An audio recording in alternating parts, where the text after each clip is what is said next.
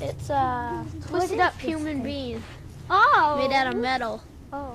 That one looks like somebody laying on a beach over there with sand behind their head. Well, it looks like a window. It looks like a jail cell. Could be anything. It could be a door. Hi, I'm Twinny Jenkins. I've lived in Salem, Mass. for 68 years and have been creating with my little hands since day one. I wasn't aware that I was making art until late in life when suddenly I realized I had created an art museum in my home. My parents, Adelaide and Helen Morin, were French-Canadian. They had 19 children, 17 girls and 2 boys. I was given the nickname Twinny, in French meaning one twin, in memory of my twin sister who died. My parents could make and do everything. My mother was the designer and my father the doer. As a little girl, I observed everything and tried to do the things they did in my own little way. The creativity, the excitement in that house was like a fairy tale. As a little child, I was alone most of the time. I was the happiest kid on this planet. Why? Because I was always making things, creating.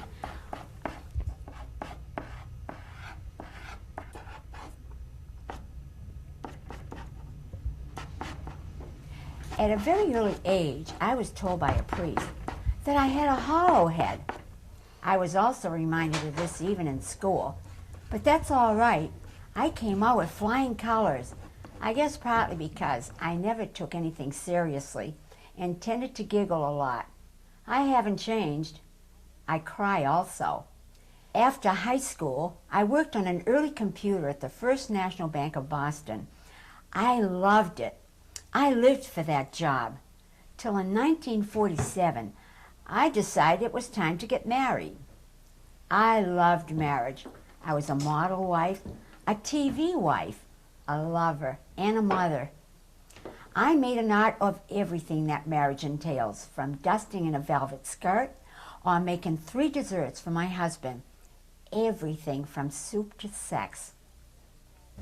She's like the sex goddess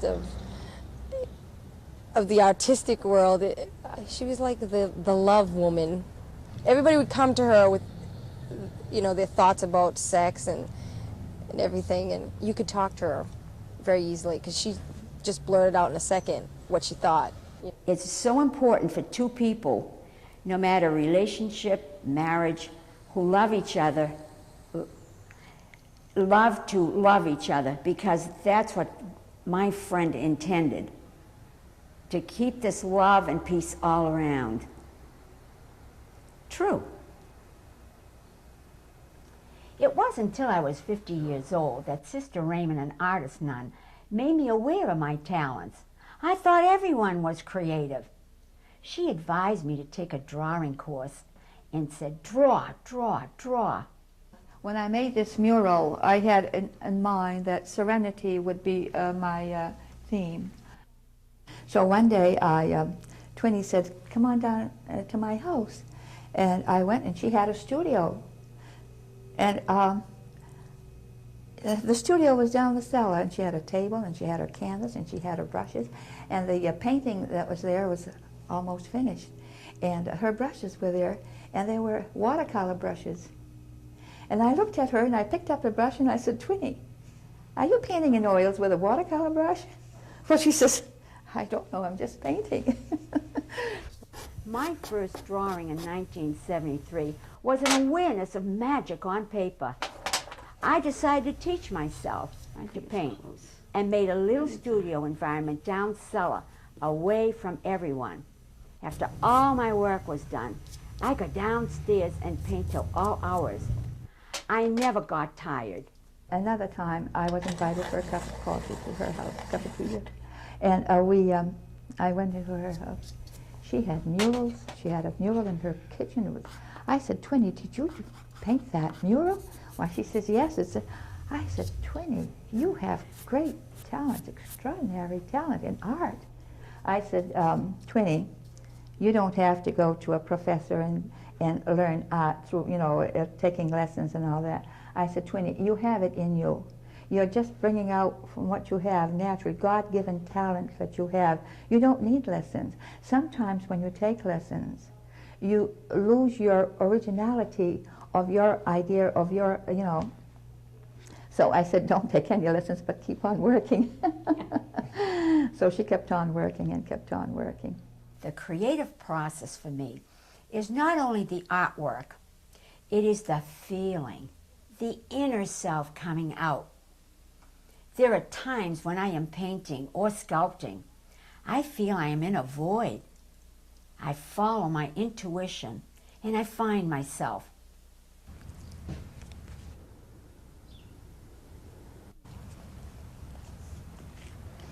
I've been meditating for about 3 weeks, and the whole idea was to reach Picasso. Consequently, I got this picture in my mind, and my twin sister, of course, was involved, and she took me to Picasso, and she said to him, now you answer the question she wants to know. So I said to him, now am I doing everything right?